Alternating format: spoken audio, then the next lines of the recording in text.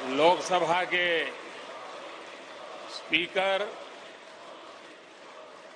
आदरणीय श्री ओम बिरला जी, राज्यसभा के उपसभापति श्री हरिवंश जी, माननीय सांसदगण, सभी वरिष्ठ जनप्रतिनिधि, विशिष्ट अतिथि, अन्य सभी महानुभाव और मेरे प्यारे देशवासियों, हर देश की विकास यात्रा में कुछ पल ऐसे आते हैं जो हमेशा के लिए अमर हो जाते हैं।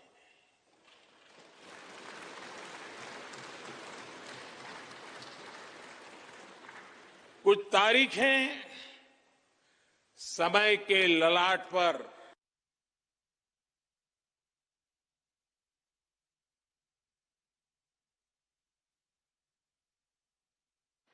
आज 28 मई 2023 का ये दिन ऐसा ही शुभ अवसर है।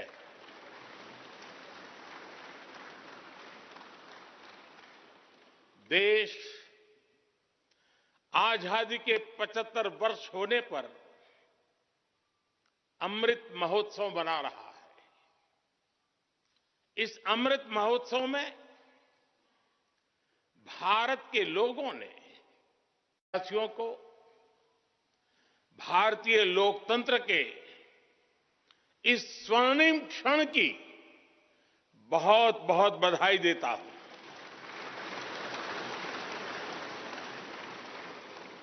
साथियों, ये सिर्फ एक भवन नहीं है, ये 140 करोड़ भारतवासियों की आकांक्षाओं और सपनों का प्रतिबिंब है।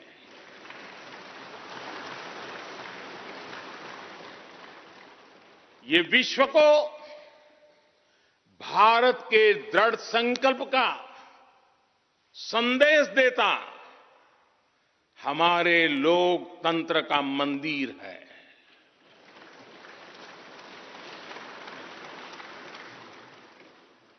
ये नया संसद भवन योजना को यथार्थ से,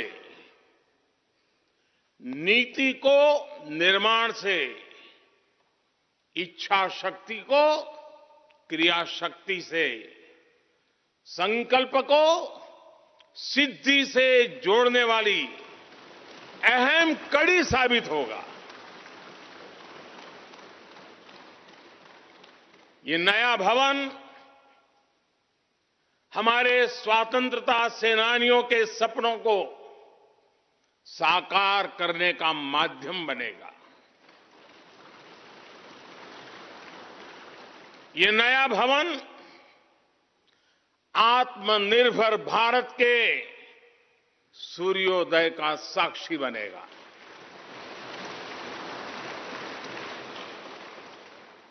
ये नया भवन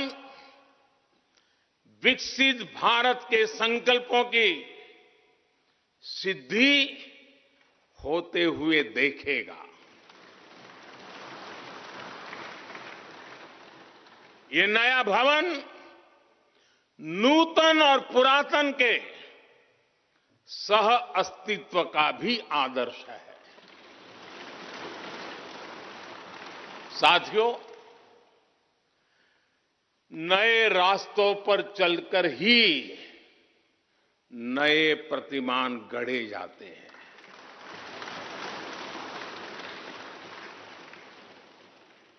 आज नया भारत नए लक्ष्य तय कर रहा है, नए रास्ते गढ़ रहा है, नया जोश है, नया उमंग है, नया सफर है, नई सोच है। दिशा नई है, दृष्टि नई है, संकल्प नया है, विश्वास नया है।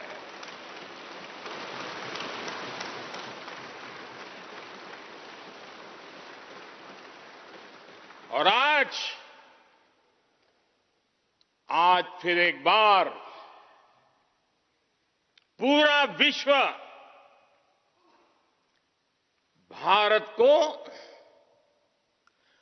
भारत के संकल्प की दृढ़ता को, भारतवासियों की प्रखरता को, भारतीय जनशक्ति की जिजीविषा को आदर और उम्मीद के भाव से देख रहा है।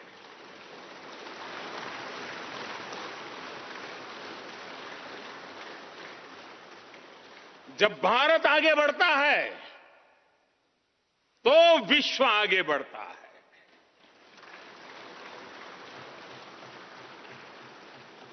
संसद का ये नया भवन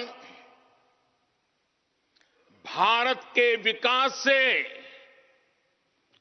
विश्व के विकास का भी आह्वान करेगा।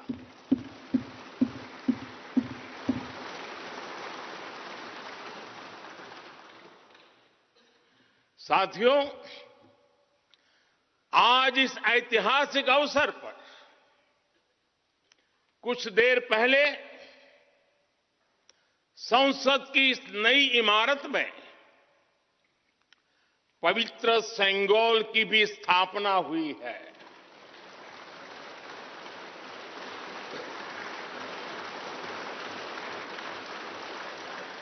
महान चोल साम्राज्य में सेंगोल को कर्तव्य पथ का, सेवा पथ का,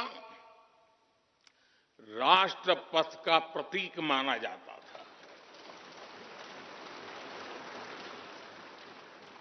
राजा जी और आदीनम के संतों के मार्गदर्शन में यही सेंगोल सत्ता के हस्तांतरण का प्रतीक बना था। तमिलनाडु से विशेष तौर पर आए हुए आदीनम के संत आज सुबह संसद भवन में हमें आशीर्वाद देने उपस्थित हुए थे। मैं उन्हें पुनः श्रद्धापूर्वक नमन करता हूं। उनके ही मार्गदर्शन में लोकसभा में ये पवित्र सेंगोल स्थापित हुआ है। पिछले दिनों मीडिया में इसके इतिहास से जुड़ी बहुत सारी जानकारी उजागर हुई है। मैं इसके विस्तार में नहीं जाना चाहता हूं, लेकिन मैं मानता हूं ये हमारा सौभाग्य है कि इस पवित्र सेंगोल को हम उसकी गरिमा लौटा सके हैं, उसकी मान मर्यादा लौटा सके हैं। जब भी इस संसद भवन में कार्यवाही शुरू होगी, ये सेंगोल हम सभी को प्रेरणा देता रहेगा। साथियों, भारत एक लोकतांत्रिक राष्ट्र ही नहीं बल्कि लोकतंत्र की जननी भी है, मदर ऑफ डेमोक्रेसी भी है। भारत आज वैश्विक लोकतंत्र का भी बहुत बड़ा आधार है। लोकतंत्र हमारे लिए सिर्फ एक व्यवस्था नहीं, एक संस्कार है, एक विचार है, एक परंपरा है। हमारे वेद हमें सभाओं और समितियों के लोकतांत्रिक आदर्श सिखाते हैं। महाभारत जैसे ग्रंथों में गणों और गणतंत्रों की व्यवस्था का उल्लेख मिलता है। हमने वैशाली जैसे गणतंत्रों को जीकर दिखाया है। हमने भगवान बसवेश्वर के अनुभव मंटपा को अपना गौरव माना है। तमिलनाडु में मिला 900 ईस्वी का शिलालेख आज भी हर किसी को हैरान कर देता है। हमारा लोकतंत्र ही हमारी प्रेरणा है, हमारा संविधान ही हमारा संकल्प है। इस प्रेरणा, इस संकल्प की सबसे श्रेष्ठ प्रतिनिधि अगर कोई है तो ये हमारी संसद है। और ये संसद देश की जिस समृद्ध संस्कृति का प्रतिनिधित्व करती है, उसका उद्घोष करती है। शेते निपद्यमानस्य, शेते निपस्य मानस्य चराति चर्त भगः, चरैवेति चरैवेति चरैवेति। कहने का तात्पर्य, जो रुक जाता है उसका भाग्य भी रुक जाता है, लेकिन जो चलता रहता है उसी का भाग्य आगे बढ़ता है, बुलंदियों को छूता है। और इसलिए चलते रहो, चलते रहो। गुलामी के बाद हमारे भारत ने बहुत कुछ खोकर अपनी नई यात्रा शुरू की थी। वो यात्रा कितने ही उतार चढ़ावों से होते हुए, कितनी ही चुनौतियों को पार करते हुए आजादी के अमृत काल में प्रवेश कर चुकी है। आजादी का ये अमृत काल विरासत को सहेजते हुए विकास के नए आयाम गढ़ने का अमृत काल है। आजादी का ये अमृत काल देश को नई दिशा देने का अमृत काल है। आजादी का ये अमृत काल अनंत सपनों को, असंख्य आकांक्षाओं को पूरा करने का अमृत काल है। इस अमृत काल का आह्वान है,